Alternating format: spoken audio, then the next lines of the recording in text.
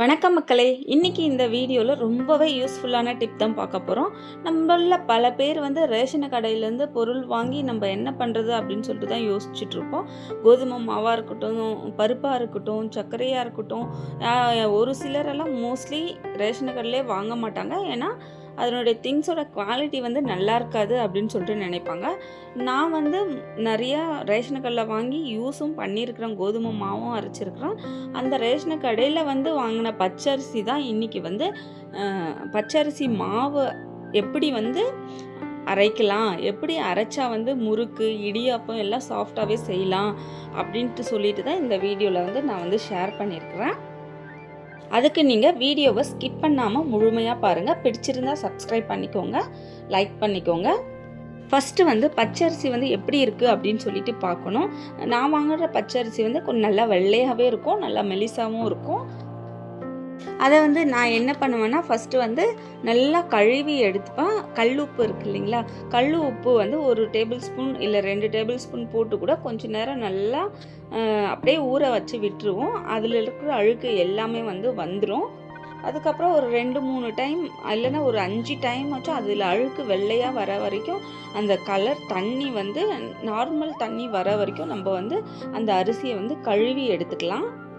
நல்லா க்ளீனாக கழுவி எடுத்துட்ட பிறகு இது போல் ஒயிட் கிளாத் காட்டன் கிளாத்தாக நம்ம எடுத்துக்கலாம். அதில் அந்த அரிசியை போட்டு ஒரு அரை மணி நேரம் இல்லை 1/4 மணி நேரம் அப்படியே விட்டுட்டோம்னா அந்த அரிசியில் இருக்கிற தண்ணி எல்லாமே வடிஞ்சு வந்துடுது, ஃபுல்லாகவே வடிஞ்சு வந்துடுது. அதுக்கப்புறம் நான் என்ன பண்ணுறேன்னா, ஃபஸ்ட்டு உடனே வெயிலில் போய் போடலை. ஏன்னா அடிக்கடி துணியை மாற்றிட்டே இருக்கணும் அப்படின்ட்டு ஃபஸ்ட்டு உள்ளவே ஃபேன் காற்றுல ஒரு காட்டன் கிளாத்தை விரித்து போட்டுட்டு அது மேலே அந்த அரிசியை நல்லா பரப்பி விட்டுட்டு ஒரு 1/4 மணி நேரம் போல் ஃபேனை நான் போட்டு விட்டுட்டேன்.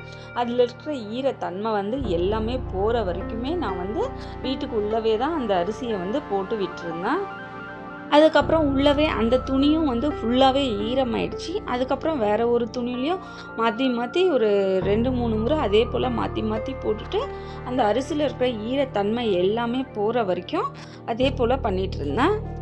இது போல் ஒரு 2 டைம் மாற்றினாவே போதும். நான் இதில் வெறும் ரேஷன் பச்சரிசி மட்டுமே தான் யூஸ் பண்ணி செஞ்சுருந்தேன். அவ்வளோ நல்லா இருந்துச்சு, டேஸ்ட்டாகவும் இருந்துச்சு.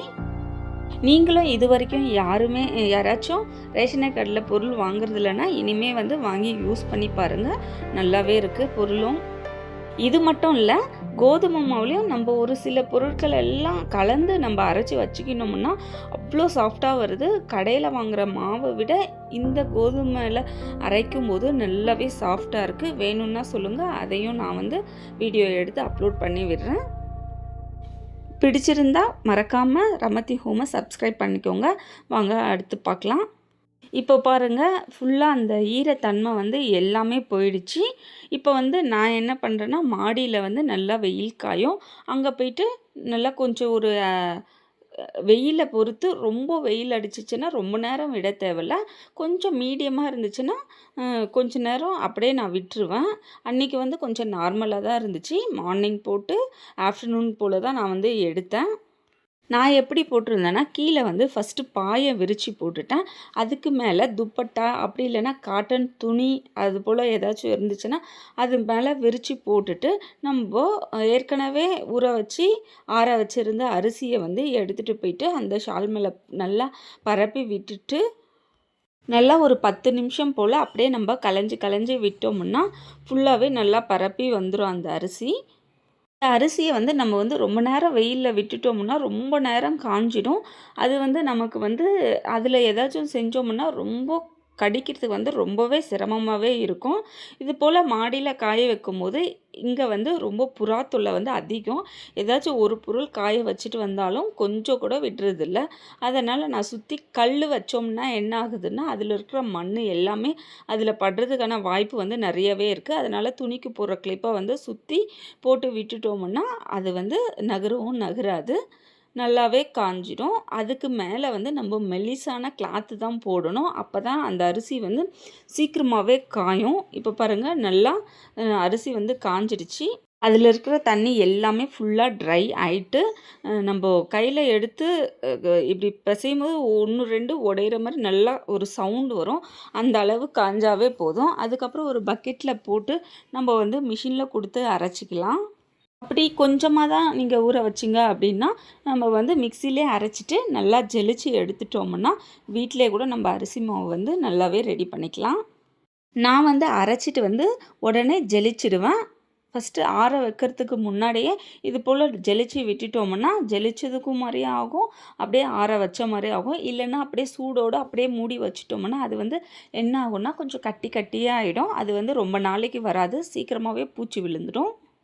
அதனால் இது போல் நம்ம ஜெலிச்சு ஆற வச்சு ஒரு டப்பாவில் வந்து ஸ்டோர் பண்ணி வச்சுக்கலாம். அப்படி இல்லை உடனே யூஸ் பண்ணுறதுன்னா ஓகே.